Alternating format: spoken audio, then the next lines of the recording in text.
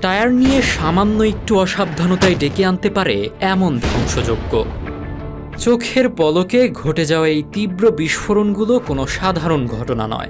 মুহূর্তের ভুলে প্রচণ্ড বেগে ছিটকে আসা ভারী টায়ার আর লোহার রিম নিমিষেই ঘটাতে পারে বড় ধরনের প্রাণহানি।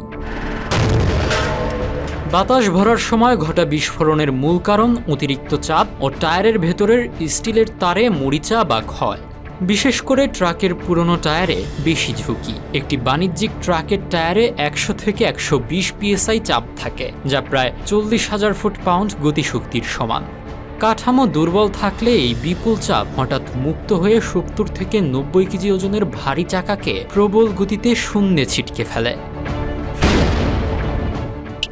আমাদের ভিডিওগুলো রংপুর থেকে দেখছেন লামিয়া, সিলেট থেকে দেখছেন শাহিন, জাহিদ দেখছেন বরিশাল থেকে, সাইফুল দেখছেন ব্রাহ্মণবাড়িয়া থেকে এবং নোয়াখালী থেকে দেখছেন শামীম। আপনি কোথা থেকে দেখছেন তা জানিয়ে দিন কমেন্ট বক্সে।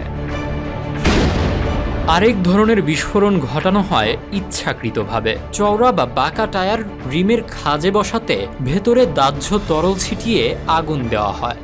আগুনের তাপে গ্যাস প্রসারিত হয়ে প্রচণ্ড ধাক্কা দেয় এবং টায়ার রিমে আটকে যায়।